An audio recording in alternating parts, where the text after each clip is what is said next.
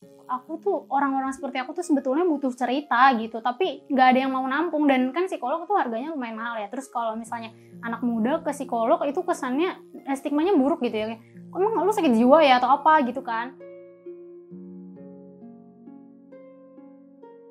Halo, nama aku Amel. Saat ini kesibukan aku kuliah semester 3, jurusan hukum, dan aku sambil kerja juga ngejahit di rumah, terima jahitan di rumah. Aku anak 4 dari 4 bersaudara. Jadi pas kelas 2 SD itu orang tua aku tuh udah mulai renggang gitu. Renggangnya tuh udah pisah ranjang gitu. Terus papaku juga tinggalnya di Jakarta gitu. Jadi aku di Bogor, papaku di Jakarta. Aku ikut sama mama. Kalau pas itu aku masih sering ketemu papa, cuma sesekali aja gitu. Kadang aku suka pulang ke rumah lama terus minta temenin sama papa gitu. Waktu itu masih kelas 2 tuh aku masih les gitu, jadi les gambar aku dianterin sama papa gitu. Kayak gitu aja sih, nggak lebih daripada itu, karena aku bener-bener sejarang itu ketemu sama papa. Padahal udah lama kan kejadiannya, tapi aku baru ngerasa kayak kok hidup aku gini banget ya gitu, kenapa sih harus aku gitu. Tapi sedih juga gimana sih, cuma kebanyakan leganya gitu ya, karena leganya saat itu pun gitu, selama itu dari aku kelas 2 sampai sekarang itu gitu, sampai saat itu gitu, aku tuh udah nggak pernah yang namanya kayak ketemu dia gitu. Udah pokoknya bener-bener lost kontak gitu. Kayak setahun tuh nggak bisa dibilang setahun sekali gitu, bisa-bisa 3 tahun sekali gitu pernah. Nggak nyampe yang kayak setiap tahun harus ketemu gitu. Lebaran pun aku nggak ketemu. Pas sebelum kayaknya tahun 2019-2018an deh, itu tuh papaku datang ke rumah, terus papaku bilang, papa minta maaf gitu. Itu kayak udah firasat kali ya, ke terakhir kalinya, cuma itu rentang waktunya jauh banget sih sama pas waktu meninggal itu. Minta maaf, cuma aku saking udah kecewanya, udah keselnya, aku nggak mau keluar kamar gitu. Jadi ya udah, kayak papaku kayak radio rusak aja gitu, ngomong sendiri. Aku nggak jawab, cuma nangis aja gitu. Sebenarnya mamaku bilang gini sih, kamu minta maaf gitu sama papa kamu sebelum nyesal gitu kan. Aku merasa ya aku nggak perlu minta maaf karena aku nggak salah. Aku merasa kayak gitu ya. Aku nggak tahu itu egoisnya seorang remaja atau aku emang beneran nggak salah, aku nggak ngerti. Gimana ya, kan di sini posisinya dia yang ninggalin aku gitu, bukan aku yang ninggalin dia. Semua anak juga nggak ada kan yang mau ninggalin ayahnya, keluarganya gitu.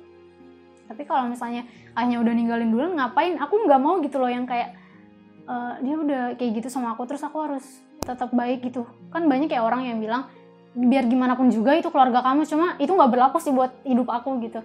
Kalau misalnya dia keluarga melakukan kesalahan, ya udah gitu, tetap salah. Aku nggak membenarkan itu dan aku nggak merasa aku salah. Gimana sih, papaku tuh mungkin karena kecilnya juga merasakan hal yang sama kali ya, jadi secara nggak langsung dia menurunkan hal itu juga ke aku. Jadi karena dia nggak diurusin gitu pas masih kecil gitu kan, jadi dia mungkin nggak peduli juga sama aku. Papa, aku tahu papa mungkin kecilnya nggak diurusin juga gitu, ditelantarkan. Tapi aku sangat besar harapan aku untuk papa nggak melakukan itu gitu. Jadi seharusnya apa yang papa lakuin di masa lalu itu nggak papa lakuin juga di masa sekarang gitu. Karena aku tuh nggak tahu apa-apa sebenarnya. Jadi pas papa aku meninggal, aku nangisnya bukan nangis nyesel, karena ya nangis aja gimana sih gitu kan, mungkin masih ada nalurinya gitu ya. Mungkin pada waktu-waktu tertentu aku kangen, iya gitu ya, karena namanya anak kan sebenarnya nggak bisa lepas dari sosok ayah ya harusnya gitu. Apalagi anak perempuan yang notabene itu anak perempuan itu cinta pertamanya itu adalah ayah gitu kan. Tapi aku tuh nggak mendapatkan semua hal itu gitu dan nggak merasakan hal itu. Tapi iya tetap kangen aja gitu, walaupun momen-momen indahnya cuma sekali gitu. So, akhirnya di situ karena yang hantam kayak beban-beban yang ngehantam aku itu, aku jadi kayak nggak nafsu makan, terus berat badannya turun. Habis itu dari situ sebenarnya sempat ke psikolog, karena aku ngerasa kayak udah, gue ngapain sih hidup gitu, ngapain lagi sih, apa sih yang mau dipertahanin gitu sebenarnya. Kayak bingung aja gitu. Aku cerita ke mama juga nggak pernah denger aku cerita ke kakak aku juga, ya udahlah sabar aja gitu loh, kan kayak enak banget gitu ya. Aku tuh, orang-orang seperti aku tuh sebetulnya butuh cerita gitu, tapi nggak ada yang mau nampung, dan kan psikolog tuh harganya lumayan mahal ya. Terus kalau misalnya anak muda ke psikolog itu kesannya stigmanya buruk gitu ya, emang lu sakit jiwa ya atau apa gitu kan. Mikirin papa juga gitu, kayak kalau misalnya papa ada di sini mungkin hari ini nggak bakal terjadi, mungkin kayak gitu ya. Pokoknya sambil mikir kayak overthinking gitu deh. karena sosok ayahnya itu nggak ada gitu.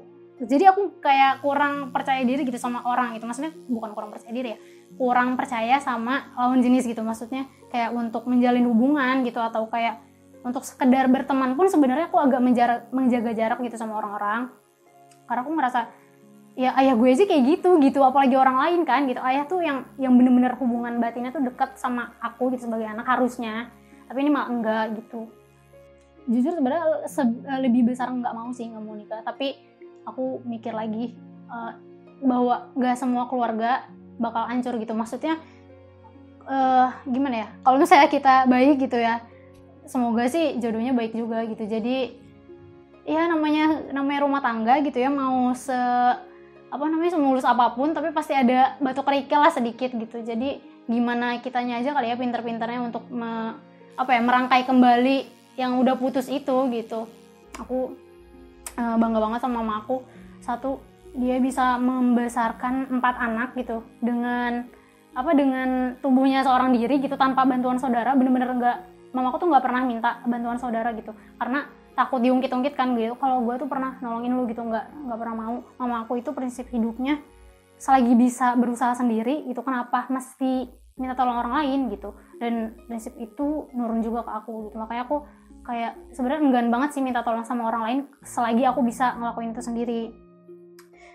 Pokoknya mama aku tuh segalanya banget sih sebenarnya buat aku, walaupun kadang-kadang ya masih ada lagi gesekan-gesekan gitu, kayak berantem yang namanya mama sama anak gimana sih. Tapi aku nggak bisa nuntut banyak juga karena mama udah sejauh ini bebannya udah banyak banget gitu, udah ngurusin aku sama kakak-kakak aku sampai besar, sampai saat ini. Nggak semua orang punya hidup yang mulus gitu, termasuk aku dan mungkin teman-teman yang broken home lainnya gitu. Dan nggak apa-apa, sedih juga nggak apa-apa gitu, itu wajar banget karena namanya manusia gitu kan, bisa sedih, dan itu adalah bagian dari emosi kamu gitu. Kamu nggak sendirian, karena di luar sana banyak banget yang merasakan hal sama. Kamu nggak perlu terlalu gimana ya nanti masa depan aku gitu, nggak perlu terlalu cemas. Mungkin cemas sesekali nggak apa-apa, tapi jangan terlalu berlarut-larut, karena sebenarnya kebahagiaan itu sendiri tuh ada di tangan kamu yang menentukan kamu mau bahagia atau enggak gitu, dengan atau tanpa orang tua yang lengkap gitu.